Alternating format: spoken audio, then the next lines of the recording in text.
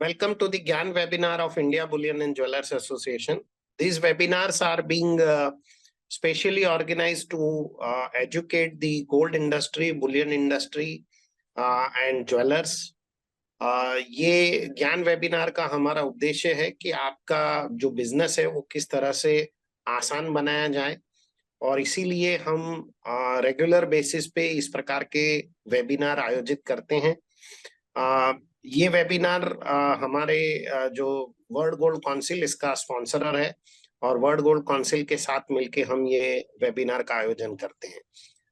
मैं इसके पहले कि हम शुरू करें, मैं पंकज से रिक्वेस्ट करूंगा कि वर्ल्ड गोल्ड काउंसिल का जो एक वीडियो है वो प्लीज रन करें, और it is just a 1 minute video. उसके बाद हम इसकी शुरुआत करेंगे।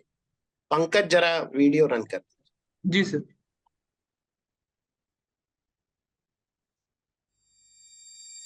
उसूल सुनने में एकदम सख्त, पर सोचो तो मजेदार है।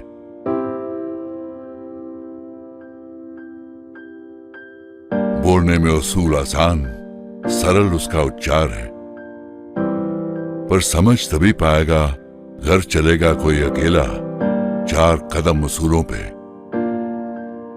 जो उसूलों पे चल सका उसके जीवन में दिशा है।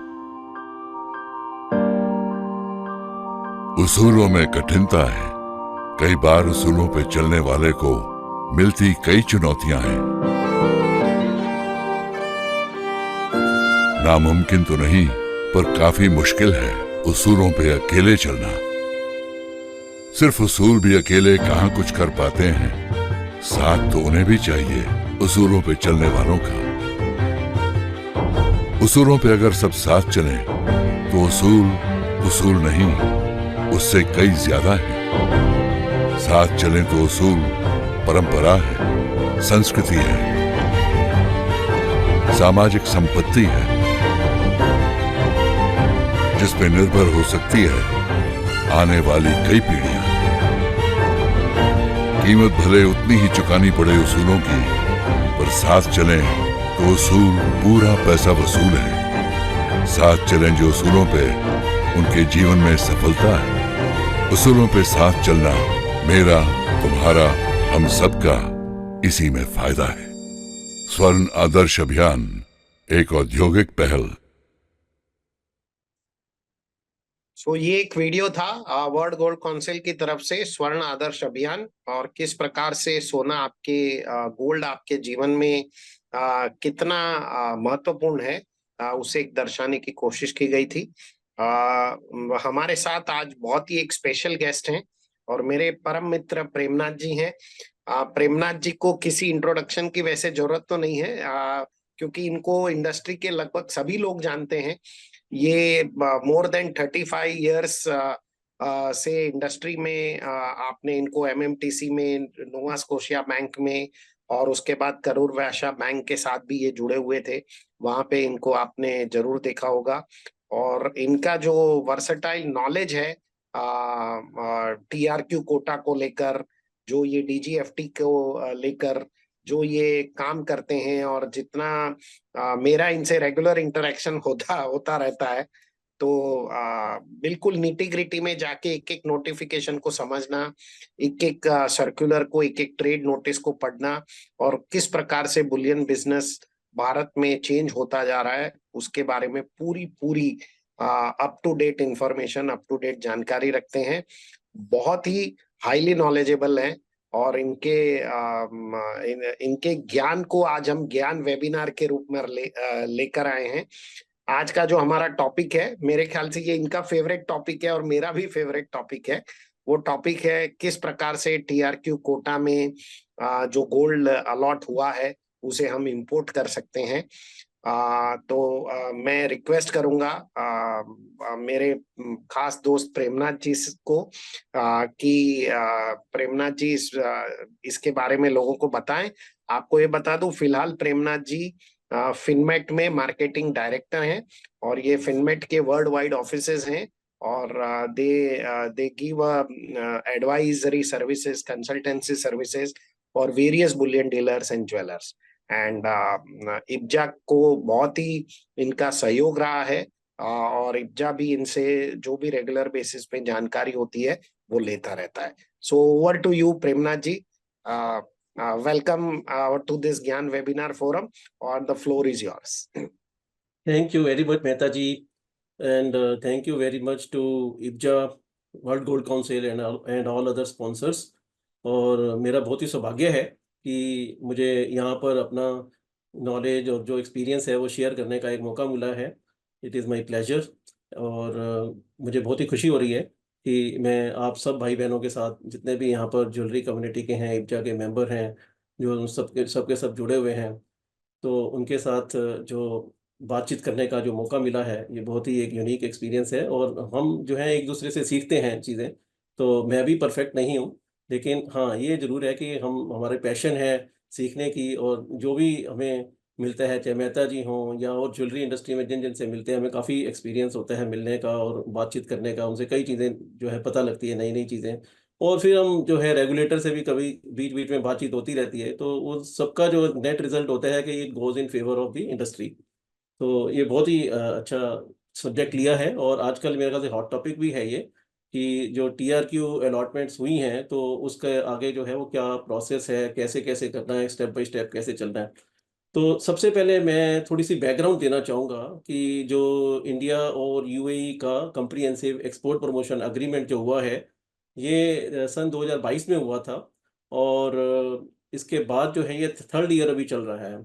तो ये जो है UAE और इंडिया जो हैं आपस में बहुत ही इंपॉर्टेंट ट्रेडिंग पार्टनर्स हैं। दोनों का मिला के कुल मिला के करीबन 84-85 बिलियन डॉलर का ट्रेड है एनुअल बेसिस के ऊपर। और जो UAE है वो इंडिया में करीबन फोर्थ लार्जेस्ट जो है वो इन्वेस्टमेंट डेस्टिनेशन टू इंडिया भी है। तो उसके अंदर particularly in the FDI root.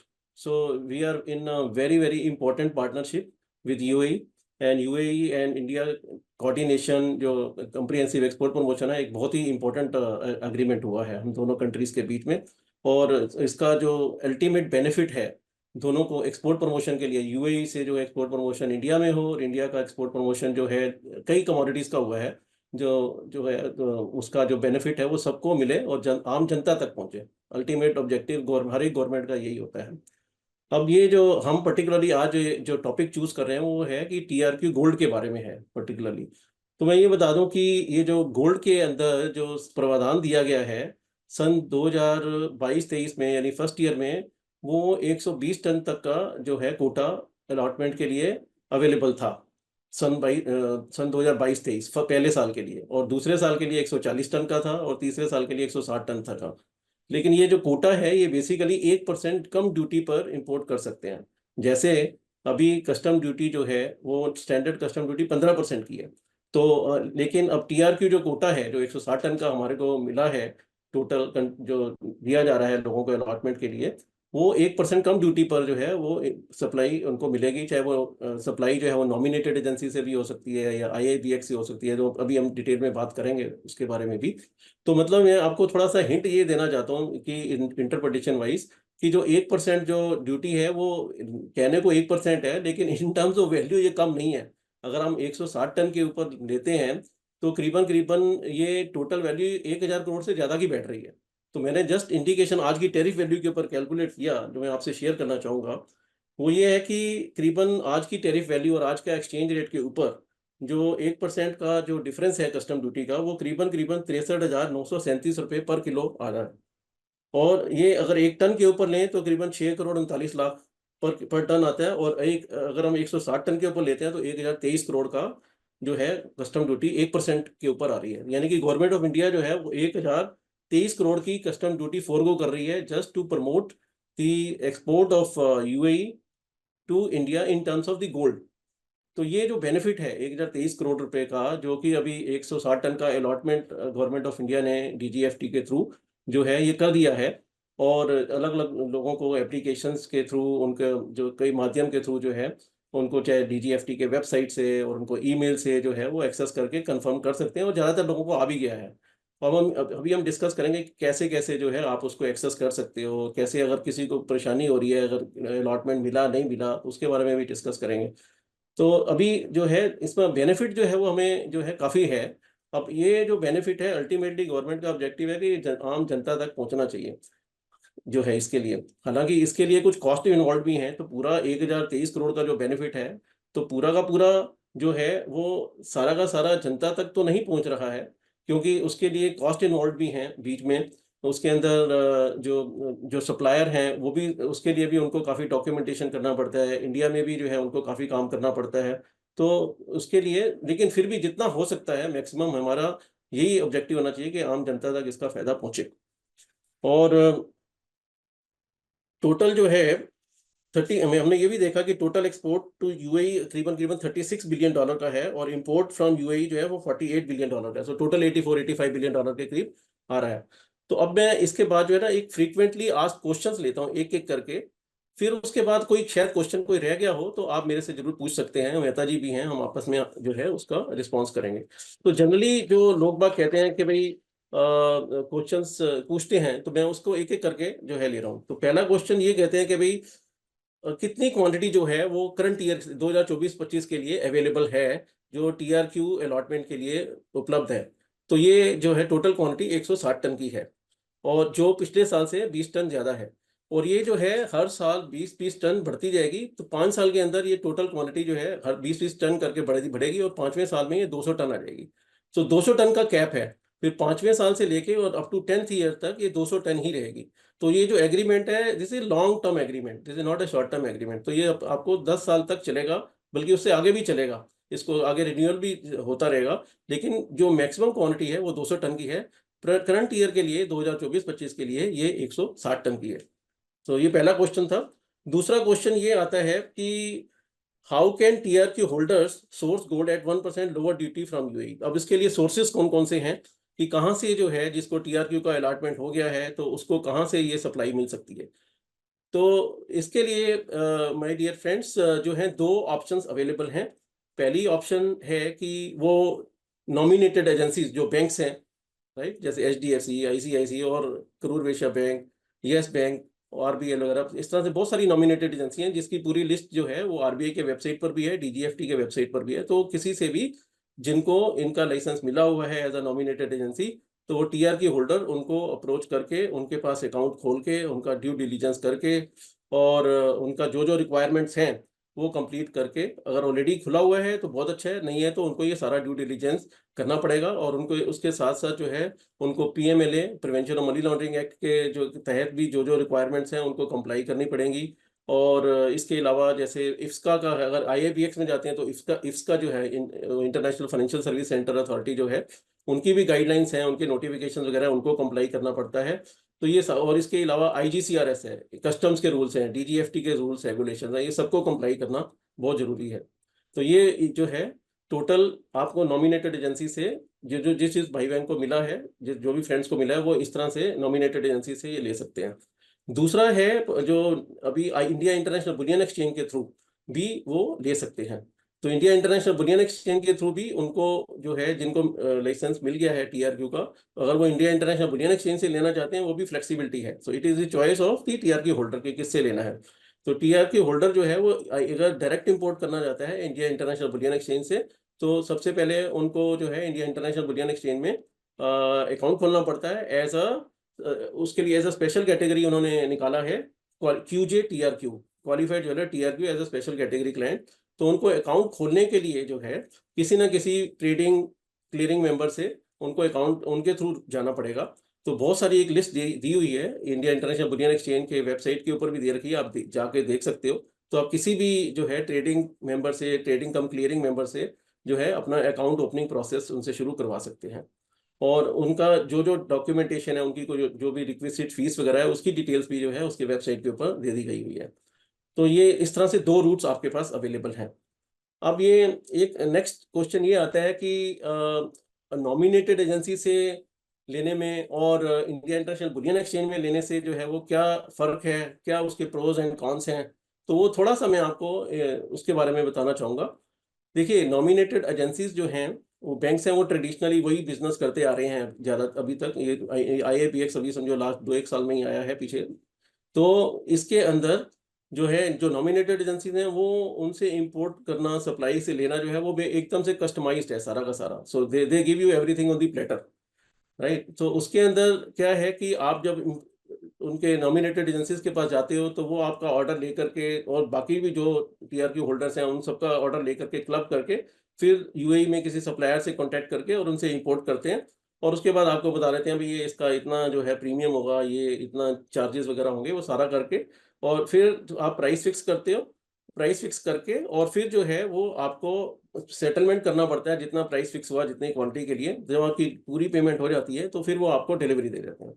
अब इसके अंदर क्या है कि एक पॉइंट ये बड़ा इंपॉर्टेंट है जो नोट करने वाला है कि इसके अंदर टीआरक्यू होल्डर वो खुद इंपोर्ट नहीं कर रहा है, इंपोर्टर जो है इस केस में नॉमिनेटेड एजेंसी है। तो ऐसी सिचुएशन में जो इंपोर्टर और टीआरक्यू होल्डर दो डिफरेंट एंटिटीज हो जाती हैं, वो फैसिलिटेट कर रहे हैं। तो ऐसी सिचुएशन में जो है IGCRS rule, import of goods at concessional rate of duty and specified and use, वो 2020 का है जो लेटेस्ट आया है, तो वो एप्लीकेबल होता है। उसके मुताबिक ये है कि जो गोल्ड आपने नॉमिनेटेड बैंक से लिया है वो गोल्ड जो है आपको किसी ना किसी मैन्युफैक्चरिंग एक्टिविटी में यूज करके आप सेल कर सकते हो। मतलब उसके अंदर आप गोल्ड जो नॉमिनेटेड बैंक से लिया वो एज इट इज आप बुलियन ट्रेडिंग की तरह से ट्रेडिंग नहीं कर, सेल नहीं कर सकते हो।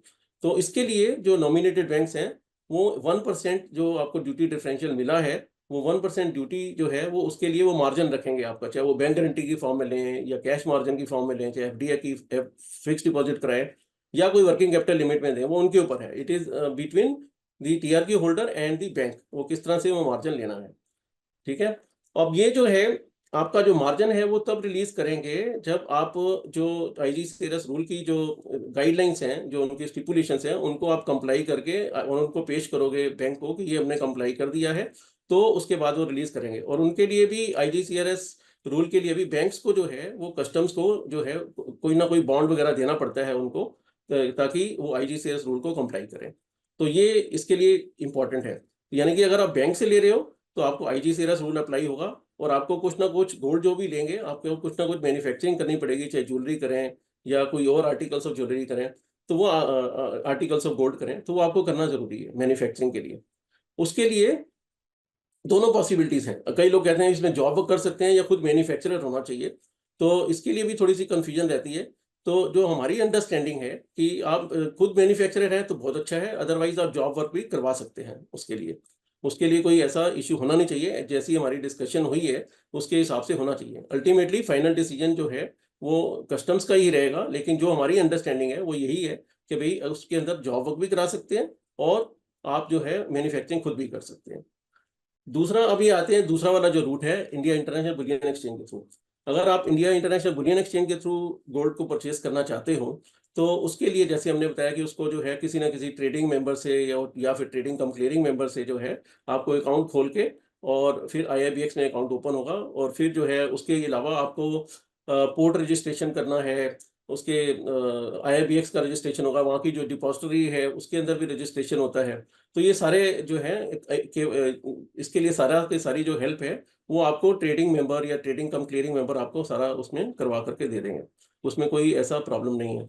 हाँ, इसमें ये है कि आपको प्लेटर पर चीज़ एकदम से नहीं मिल रही है, ये आपको सारा काम जो है इंडिया इंटरनेशनल बुलियन एक्सचेंज से आपको इंपोर्ट परचेज करना है, परचेज करके आपको कस्टम ड्यूटी खुद पे करनी है, कस्टम क्लियरेंस खुद करानी है, और उसके बाद लॉजिस्टिकली अहमदाबाद से, अगर गिफ्ट सिटी में जैसे आज की डेट में अहमदाबाद में ही कस्टम क्लियरेंस हो रही है इसके लिए, तो वहाँ से जहाँ भी आपको चाहिए, Delhi, Mumbai, Calcutta, wherever you want, तो वो आपको खुद ही लॉजिस्टिक्स करना है। लेकिन वो भी सारा सेटिंग जो है वो काफ़ी हेल्प करने के लिए काफ़ी लोग तैयार हैं, इब्जा है, हम लोग हैं, और भी CHA वगैरह हैं, तो काफ़ी लोग जो हैं, इवन IIBX वाले भी हेल्प करते हैं, तो उसके लिए वो सारा काम हो जाता है। तो और इसके लिए क्या कि ट्रांसपेरेंसी है, मतलब इंडिया इंटरनेशनल बुलियन एक्सचेंज में जो भी प्राइस कोट हो रहा है वो आपके सामने है, ठीक है ना, और वो उसके अंदर जितना भी होगा इंटरनेशनल स्पॉट रेट चल रहा है, प्लस उसके अंदर कितना प्रीमियम ऐड हो रहा है, वो आपको नेट ऑफ करके आपको पता लग जाएगा कि मेरे को कितनी कॉस्टिंग आ रही है। उसके अलावा आपकी जो कॉस्टिंग है, कस्टम क्लियरेंस कराते हैं, जो डिपॉजिटरी की फीस है, IIBX अपनी कुछ वो लेते हैं पर ट्रांजैक्शन, उनकी फीस है, कोई डिपॉजिट्स वगैरह अकाउंट ओपनिंग के लिए लेते हैं, वो पूरा डिटेल्स वगैरह हैं। आप हमारे को मिलेंगे या कांटेक्ट करेंगे, या एफजा को कांटेक्ट कर सकते हो, या IIBX को करेंगे, या ट्रेडिंग मेंबर को करेंगे, वो सारी डिटेल आपको जो है समझा देंगे, तो उसके लिए कोई ऐसी इशू नहीं है। और फिर उसके बाद जो है आपको सबसे बड़ा बेनिफिट ये हो रहा है इसके अंदर कि अगर आप इंडिया इंटरनेशनल बुलियन एक्सचेंज के थ्रू इंपोर्ट करते हो तो उस केस में आप डायरेक्ट इंपोर्ट कर रहे हो as a special category client, as a QJ TRQ, qualified jeweller TRQ। तो जब कस्टम का जो ये नोटिफिकेशन एक पीछे आया था, उन्होंने बिल्कुल क्लियर कर दिया है कि अगर इंपोर्टिंग एंटिटी और TRQ होल्डर सेम ही है, जैसे कि अभी आप TRQ होल्डर हो और अगर IIBX से आप खुद ही इंपोर्ट कर रहे हो, बिल ऑफ एंट्री आप अपने नाम से फाइल कर रहे हो, तो उस केस में जो IGCRS रूल है वो अप्लाई नहीं होगा। तो यानी कि उस केस में आपको जरूरी नहीं है कि आप मैन्युफैक्चरिंग कराओ, आप गोल्ड जो इंपोर्ट करा कस्टम क्लियरेंस करा के डोमेस्टिक मार्केट में एज इट इज आप उसको सेल कर सकते हो। उसके लिए आप जरूरी नहीं है कि आप मैन्युफैक्चरिंग कराओ। आप करना चाहते हो मैन्युफैक्चरर हो, कोई बात नहीं है, कोई दिक्कत नहीं, कर सकते हो। आप जॉब वर्क कराना चाहते हो, करा सकते हो, कोई परेशानी नहीं है। आप बुलियन ट्रेड भी कर सकते हो, as it is gold purchase करके IIBX से एज इट इज भी सेल कर सकते हो। और इसके लिए आपको जो 1% का जो बॉन्ड है, जैसे कस्टम में बैंक्स को देना पड़ता है नॉमिनेटेड एजेंसीज को, तो वो यहाँ पर जो है कहीं देने की जरूरत नहीं है, क्योंकि इसमें IGCRS एप्लीकेबल ही नहीं है।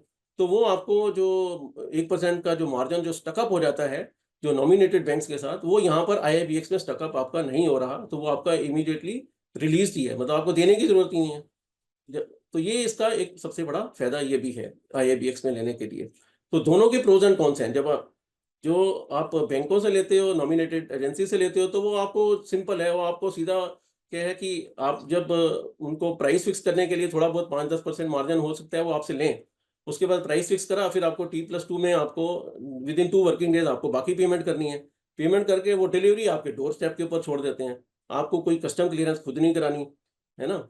और उसके अलावा आपको प्राइस फिक्सेशन के लिए पूरा 100% पेमेंट नहीं करनी है। वहाँ पर पहले प्राइस फिक्स करने के लिए 5-10% भी देंगे तो प्राइस फिक्स कर देंगे। जबकि आप IIBX में जाएंगे तो उस केस में जो है आपको पहले 100% पेमेंट जो है वो एक्सचेंज में देनी पड़ेगी। जितना का भी आप गोल्ड परचेज करना चाहते हो, 5 किलो 10 किलो व्हाटएवर, आपको उतना पेमेंट अपने AD बैंक से और IIBX के लेटर लेकर के, उसका पूरा प्रोसेस है, लेटर देंगे वो AD बैंक आपका उसका 100% पेमेंट जो है वो इन टर्म्स ऑफ डॉलर कन्वर्ट करके IIBX में डालेंगे।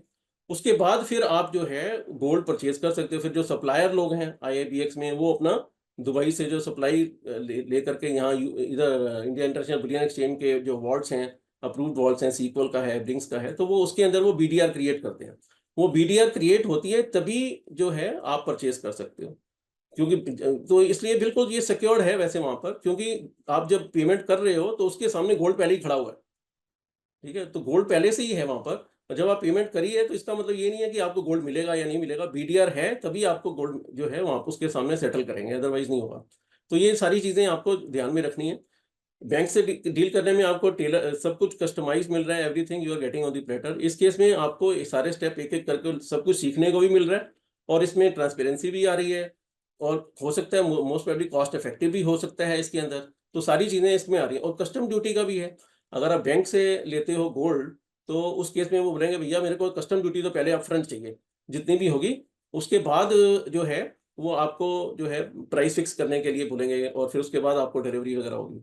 In case of India international bullion exchange क्या है कि कस्टम ड्यूटी आपको पे करने की जरूरत ही नहीं है अभी शुरू में, जब आप प्राइस फिक्स करते हो IIBX में, वो आपको कस्टम क्लियरेंस खुद करनी है। तो जो भी प्रिवेलिंग ड्यूटी होगी जिस दिन आप कस्टम क्लियरेंस वो करेंगे, तो उस दिन की टैरिफ वैल्यू, उस दिन का जो एक्सचेंज रेट है, उसको अप्लाई करके जितनी क्वांटिटी आपने ली है वो उतनी कस्टम ड्यूटी पे करके जो है वो आपको कस्टम क्लियरेंस BDR पहले रिलिंक्विश होगी, और उसके बाद जो है एक्सटिंग्विश करके, और उसके बाद आपको वो जो है कस्टम में से क्लियरेंस करके, और फिर आपको जो CHA जो अभी अपॉइंट करोगे, वो वहां से अपना दिल्ली, बॉम्बे, कलकत्ता जो भी आपका डोर स्टेप के ऊपर डिलीवरी लेकर के आ जाएगा।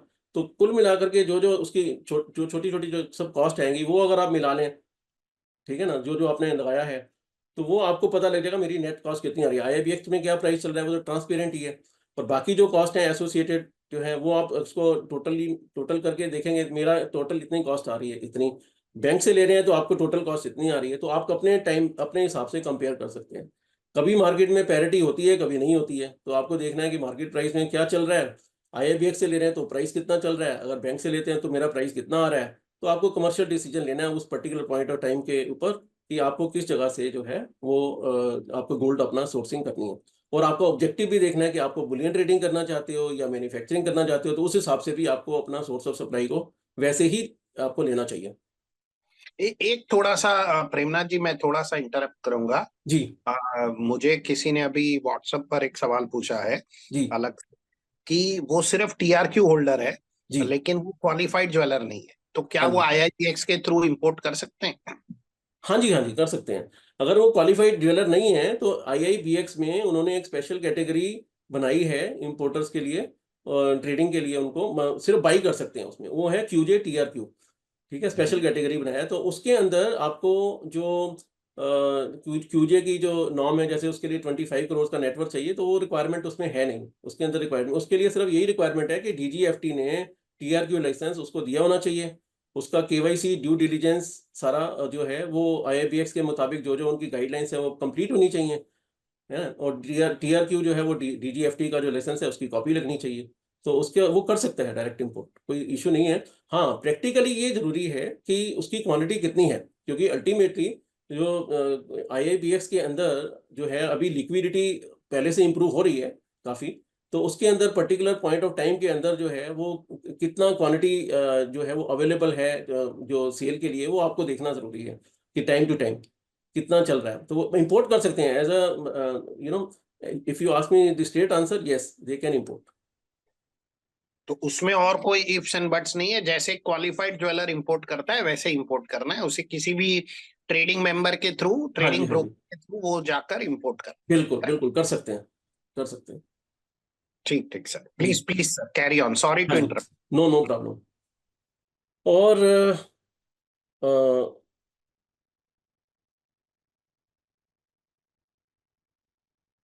हाँ, एक ये जो मैं बता रहा था, कंप्लायंस कौन-कौन से रूल्स करने हैं कि इतना हम गोल्ड के बिज़नेस में हैं, जो भी प्रीशियस मेटल बिज़नेस आपको मालूम है आजकल जो है prevention of money laundering act के अंदर आता है। तो इसके अंदर जितने भी गोल्ड बायर्स हैं, इंपोर्टर्स हैं, प्रीशियस मेटल डीलर्स हैं, सबको prevention of money laundering act के तहत जो है उनको गाइडलाइंस को कंप्लाई करना है। और उनको जो है आईजीसीआरएस रूल अगर एप्लीकेबल है उनको, अगर वो बैंक से ले रहे हैं, उसको कंप्लाई करना है।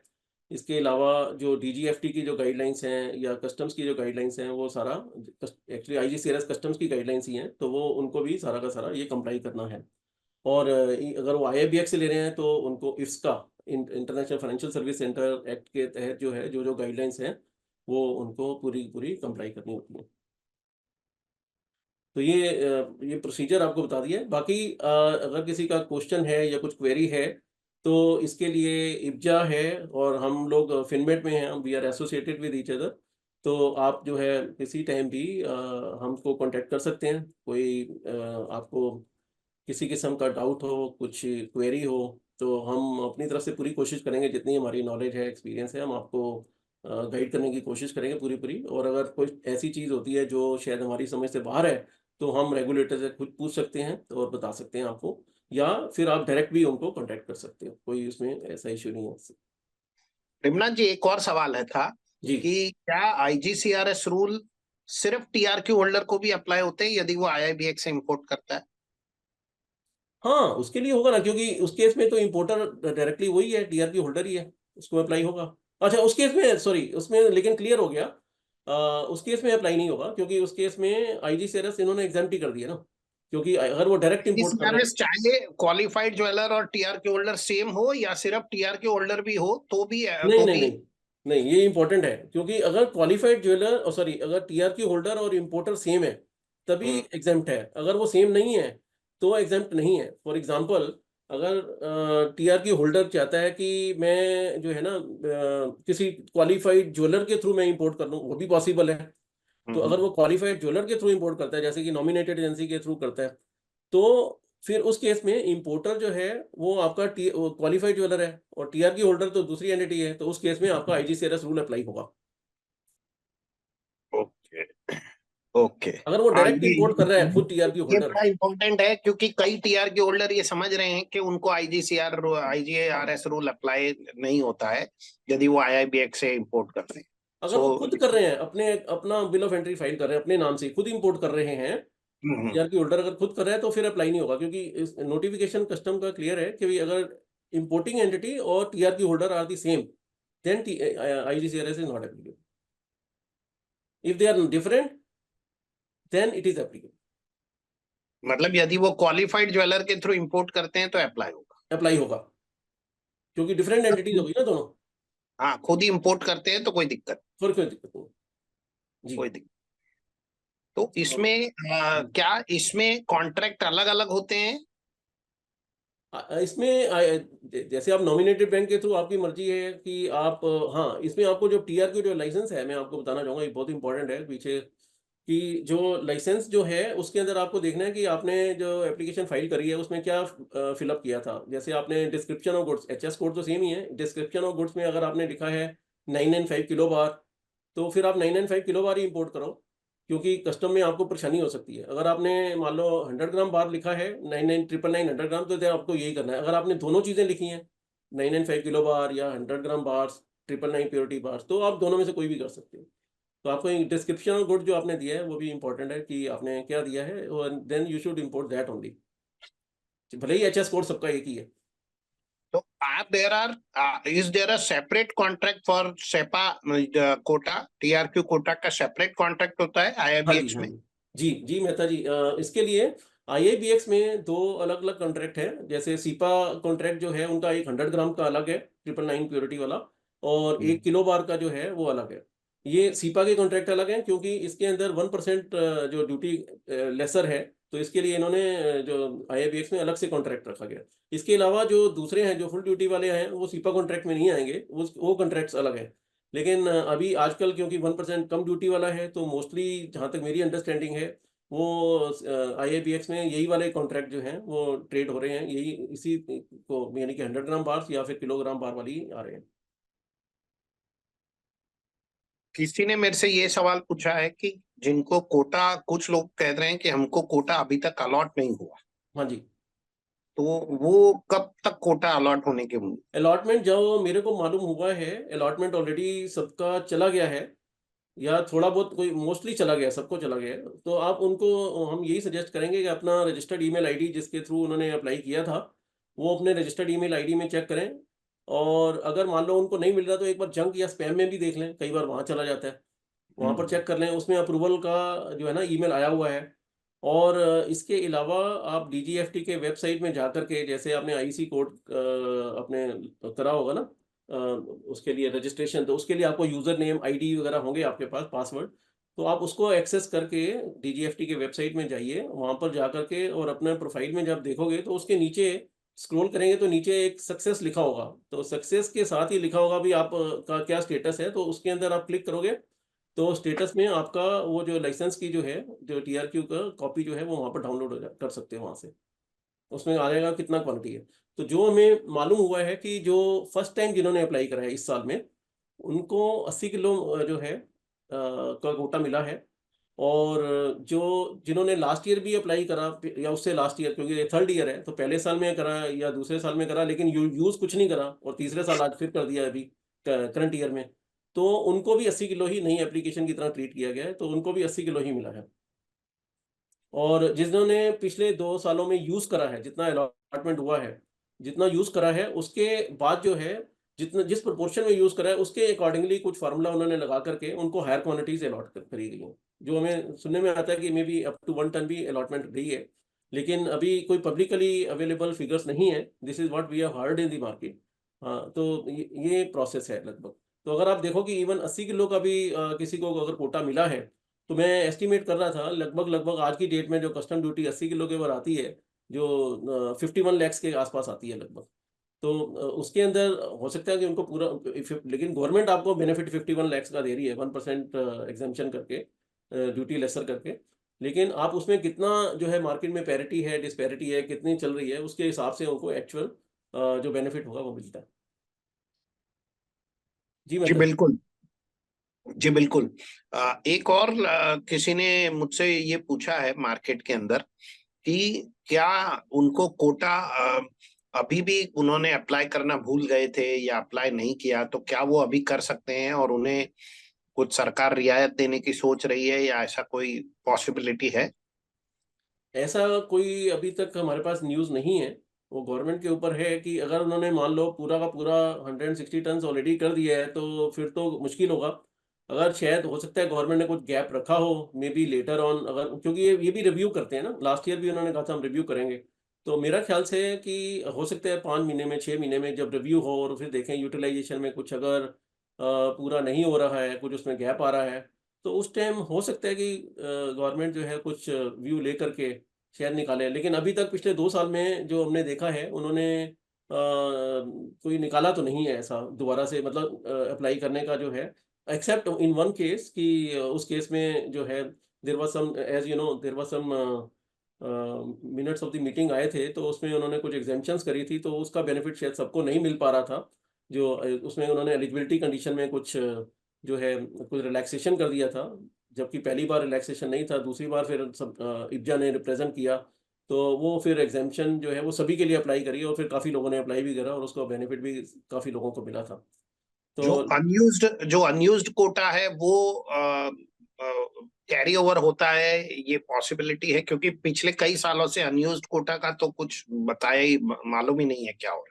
हाँ, अभी तक तो मेरा ख्याल से कोई, जो हमारी नॉलेज है, ऐसा नहीं है। बाकी कोई गवर्नमेंट से इस बारे में कोई मिनट्स में या फिर कोई नोटिफिकेशन में ऐसा कुछ आया नहीं है, ब्लैक एंड व्हाइट में ऐसा कुछ अवेलेबल नहीं है। तो मेरे ख्याल से इब्जा की तरफ से हम एक रिप्रेजेंटेशन भेजते हैं कि जो अनयूज्ड कोटा है उसे वापस अलॉट किया जाए, या ऐसा कोई हाँ, नई कर सकते हैं, अपलोड की जाए। कर सकते हैं। तो मैं आपकी हेल्प लूंगा उसके अंदर, जो अगर जी, मुझे जी, कोई हेल्प चाहिएगी जी। तो। एक जन ने सवाल पूछा है कि क्या ये जो टीआरक्यू कोटा का जो गोल्ड है उसके अगेंस्ट में गोल्ड मेटल लोन मिल सकता है? गोल्ड मेटल लोन मिल सकता है, उसमें कोई प्रॉब्लम नहीं है, जो मेरी अंडरस्टैंडिंग है, लेकिन अवेलेबल नहीं है। क्योंकि बैंक जो है, गोल्ड मेटल लोन सिर्फ बैंक ही देते हैं। हम्म। करेक्ट। तो इस वक़्त जो है कोई सप्लायर, यूएई का कोई भी ऐसा सप्लायर जो बैंक हो, हम्म। राइट? जो बैंक जो है वो यूएई का गोल्ड जो है, वो यहाँ पर इंडिया में सप्लाई इस वक़्त जो मेरी नॉलेज में तो ऐसा कोई नहीं है। तो पहली बात है कि कोई ना कोई यूएई के अंदर ऐसा बैंक आना चाहिए जो गोल्ड मेटल लोन ऑफ़र करे, यूएई गोल्ड, जो यूएई गुड डिलीवरी गोल्ड को। हम्म।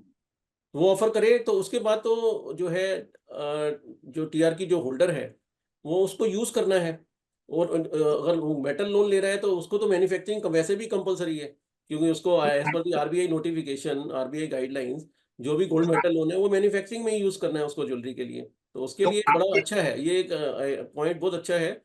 मेरा ख़्याल से हमें यूएई गवर्नमेंट में ये चीज़ पॉइंट लेना चाहिए कि जो आउटराइट की बजाय उसके अलावा ये जो है गोल्ड मेटल लोन के अंदर भी कोई ना कोई बैंक्स जो वहाँ पर हैं, उनको पार्टिसिपेट उन करना चाहिए। हाँ, उनको पार्टिसिपेट करना चाहिए, बिल्कुल करना चाहिए। तो तो ये बेनिफिट भी होगा। हम कई एक ऐसे लोग हैं बेचारे, रिप्रेजेंटेशन जो ये मुझे भी हम मालूम एक है। रिप्रेजेंटेशन भेजें। हाँ जी, ये भी रिप्रेजेंटेशन हमें भेजना चाहिए। वो यूएई को भेजना चाहिए फिर। हाँ, यूएई को हम भेजेंगे, हाँ, और ऑफ कोर्स वी और विल आस्क गवर्नमेंट के थ्रू भी कह सकते इंडिया। हैं, क्योंकि यूएई उनको जो है, कई ऐसे हैं जो ज्वेलरी मैन्युफैक्चरिंग करते हैं और वो आउटराइट में नहीं लेना चाहते, वो रिस्क नहीं लेना चाहते हैं प्राइस का। तो ऐसी सिचुएशन में उनके लिए बेनिफिट है, क्योंकि बैंक्स जो हैं वो आप गोल्ड मेटल लोन दे रहे हैं, वो अनफिक्स पर देते हैं, और जब वो प्राइस फिक्स, उनका जो ज्वेलरी का प्राइस फिक्स होता है, in return they fix the price with the supplier, so they don't take risk. तो ये वाला प्रोडक्ट जो है बहुत ही यूज़फुल होगा, अगर होता है तो it will be very good. ये एडिशनल चीज़ हो सकती है। लेकिन अभी फ़िलहाल बैंक ही कर सकते हैं ये वाला, जो है ना, मतलब नॉमिनेटेड बैंक्स ही कर सकते हैं। ये हाँ, चीज़ मतलब आईआईबीएक्स में जो अभी फ़िलहाल यूएई से अवेलेबल नहीं है। सप्लायर है वो बैंक होना चाहिए। हाँ, सप्लायर बैंक होना चाहिए। So we will ask the UAE government and represent to the Commerce Ministry and DGFT also कि हाँ जी, please ask some of the banks, foreign banks in UAE, for to participate in TRQ quota। बिल्कुल, और बिल्कुल। वहाँ और may be आईआईबीएक्स में भी हम रिक्वेस्ट डाल सकते हैं कि भई वो भी जो है, वो भी करें इस तरह का जो प्रोडक्ट कोई लेकर के हैं, जो मेटल लोन से रिलेटेड। क्योंकि अभी तो आउटराइट कॉन्ट्रैक्ट ही है ना। और ये किसी काफ़ी का लोग हैं। यदि कोई सवाल हो तो वो पूछे।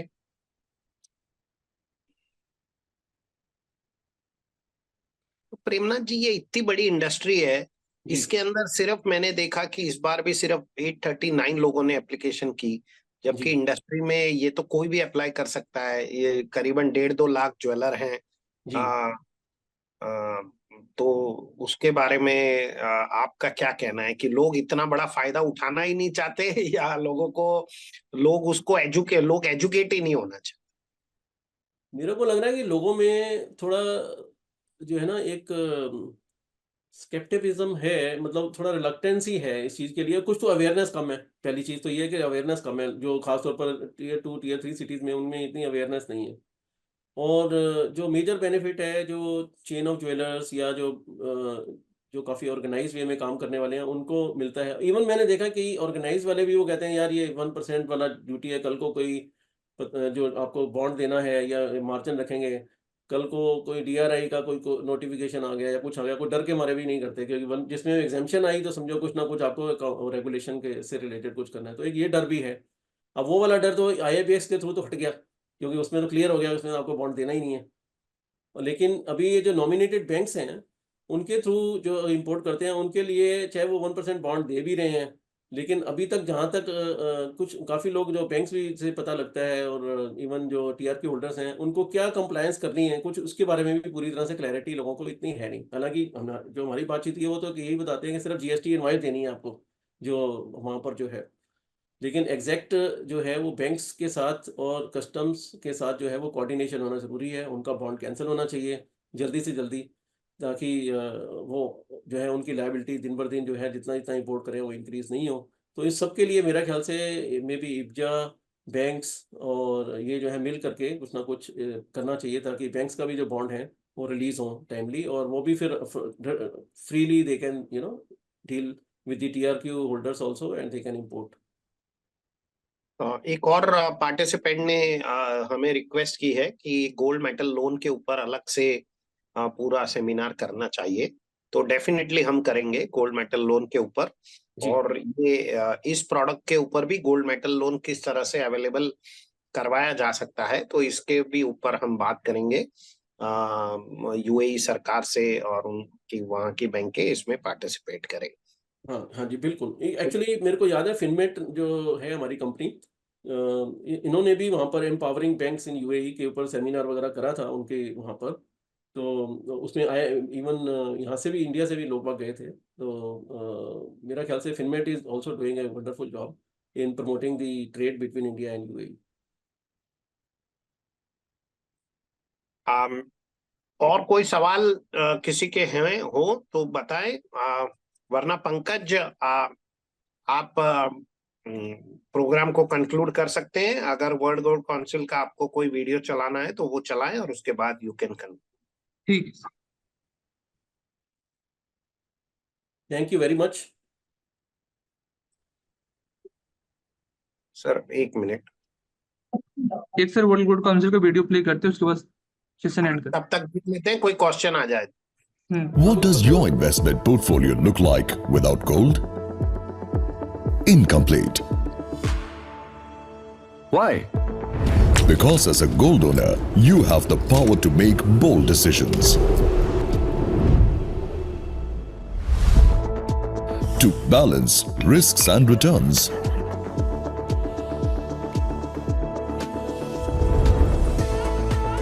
The power to buy and sell right at your fingertips, because as a gold owner you can secure your investments with your strategic advantage. Gold. Without which your portfolio is incomplete. Power your portfolio with gold. World Gold Council. तो I think और कोई question है नहीं, तो हम programme को यहीं पे कंक्लूड करते हैं। प्रेमनाथ जी, एक जन ने किसी ने कहा है कि आपका वो नंबर, टेलीफोन नंबर चाहते हैं, तो आप दे सकते हैं। यदि आप, हाँ तो आई विल, मैं उनको नंबर दे दूंगा। हाँ, दे आप मिस्टर साबिल, आप मुझसे कांटेक्ट कर लें। जी। और ये वीडियो हम पर्टिकुलरली यूट्यूब पे हम डालने वाले हैं, तो आप यूट्यूब को उसके लिंक हम आपको सभी को भेज देंगे, क्योंकि ये जो सवाल प्रेमनाथ जी ने कवर किए हैं ये हमें लगभग हर आए दिन कोई ना कोई पूछता रहता है।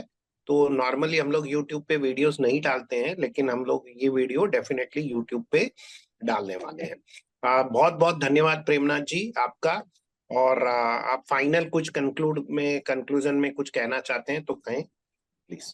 Thank you very much to IBJA. Thank you very much to all the sponsors, including World Gold Council, and for giving me this opportunity, golden opportunity to share my experience and knowledge with everyone. हमें बहुत ही खुशी हो रही है इसके लिए। और इसके साथ ही मैं एक डिस्क्लेमर भी देना चाहूँगा कि देखिए कि जो हमारी बेस्ट अंडरस्टैंडिंग है उसके मुताबिक हमने DGFT, कस्टम और IFSCA और जो भी गाइडलाइंस हैं PMLA के मुताबिक, वो हमने आपसे डिस्कस करी हैं। फाइनल जो है, अगर आपको फिर भी कोई ऐसी लगती है एम्बिग्विटी या कुछ आपको लगता है कि भाई इसमें क्लैरिटी नहीं है, आप डेफिनेटली जो है डायरेक्टली कांटेक्ट कर सकते हो जो रिस्पेक्टिव एजेंसीज हैं, जैसे डीजीएफटी, कस्टम या पीएमएलए के लिए जो है एफआईयू वगैरह, तो आप जो है उनको कांटेक्ट कर सकते हैं। और हम हमारे को भी आप बताएंगे तो हम भी जो है, जो जितना हमारे को नॉलेज है वो हम आपस से जरूर शेयर करेंगे। और अगर हमारे पास अगर कोई ऐसी चीज़ है जो हम नहीं क्लियर कर पा रहे हैं, तो हम जो है रिस्पेक्टिव एजेंसी से, क्योंकि we are all depend on the government of India rules only, तो हम उनसे भी बात करके आपसे शेयर कर सकते हैं। So thank you very much. देखिए चैट बॉक्स में प्रेमनाथ जी का नंबर और ईमेल आईडी डाल दिया गया है, तो आप चैट बॉक्स से ले सकते हैं। और thank you so much Premnath ji for giving your valuable time और सारा बहुत ही अच्छी तरह डिटेल में समझाने के लिए टीआरक्यू कोटा को लेकर। हम आपको इसी प्रकार से तंग करते रहेंगे, बुलाते नहीं, रहेंगे, ऐसी बात क्योंकि नहीं। सरकार नोटिफिकेशन इश्यू करती है और जिस तरह से हम लोग एक भी नोटिफिकेशन आता है तो बातें करते रहते हैं। तो बिल्कुल। मेरे ख्याल से इन बातों को अब पब्लिक तक लेकर जाना, हमारे बुलियन डीलर तक और ज्वेलर्स तक लेके जाना हमारा फर्ज है। हाँ जी, तो हम डेफिनेटली आगे भी इस प्रकार के वेबिनार कंडक्ट करते बिल्कुल रहेंगे। बिल्कुल। और किसी को और भी कोई सवाल हो तो इब्जा को ईमेल लिख सकता है, प्रेमनाथ जी को ईमेल लिख सकता है, मुझे कॉल करके पूछ सकते हैं, प्रेमनाथ जी को पूछ सकते हैं। Thank you so much. Thank you, My pleasure. Finmec team, Premnath ji, and all of you all for attending the seminar. Thank you so much. My pleasure. Thank you so much.